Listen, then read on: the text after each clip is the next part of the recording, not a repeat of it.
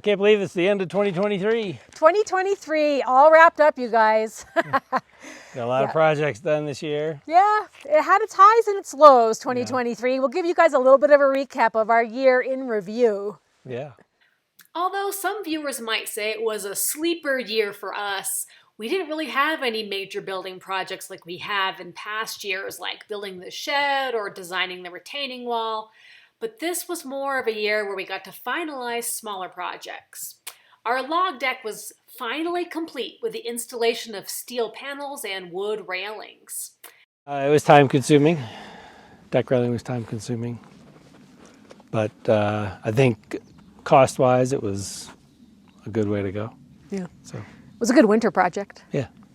And we finally got around to finishing up the accessory shed that's attached to the house. Brian put on a new roof and weatherized it to hold our trash, recycling, water softener, and pressure washer. Came out good. I was happy with that project. Just the outside decoration needs to be redone. That's right, that didn't quite hold up over the year. Yeah. Live and learn. Should have figured plastic would deteriorate, but so I was happy with that. We got stored in there what I wanted to store in there. So We also got to check off the steam shower project by having our glass door installed, finally. yeah, I'm glad we paid to get that done. That's a big project. You have to know what you're doing to do that, and that would have been a waste of time for me to do it. Brian also got to check off an important fix, which was repairing the voids in the basement foundation wall. Haven't had a leak since. We were able to pump that material right in there, and After that was done, we got to work turning in the mechanical room into a guest room, which ended up turning into Catherine's bedroom. There's still a couple of projects left to complete on that one, including installing shelves and building a wall bed or a Murphy bed.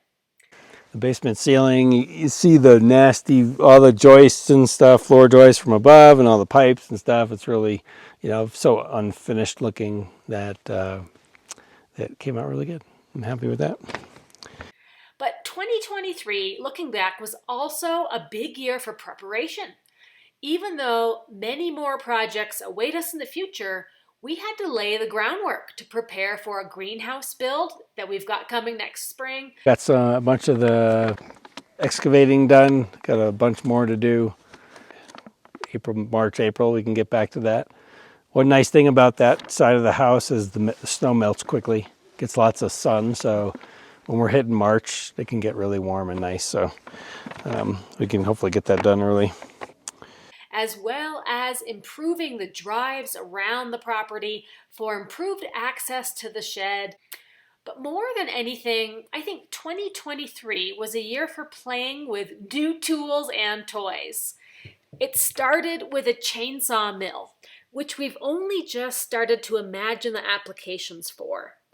That, coupled with our new wood planer, will offer many options for building garden beds for the greenhouse, as well as potential furniture for phase 2 of the house. A lot of applications possible with that, being able to turn your own wood into plank wood. I think we'll get some nice logs. We can even do siding for the garage in the future. So Amy has a lot of ideas spinning in her head for food preparation with her collection of kitchen accessories for dehydrating, freeze drying, and vacuum sealing foods.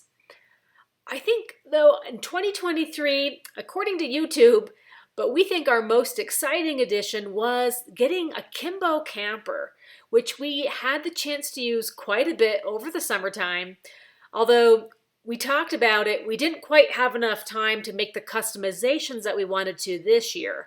But a long winter ahead might give us all the time that we need to focus on getting the interior designed just the way that we like it. Kimbo, still got some work on that to do to make it look the way we want on the inside, but I think that's a great investment. We've already used it 7-8 times, so still need to do some winter trips up to the ski area. But yeah. But 2023 was also very unusual for us because we spent much less time at home.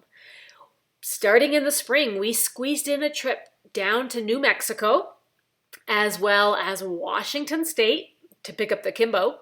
We got to travel with Lance over the summertime with a European vacation in Croatia, which was a first for us.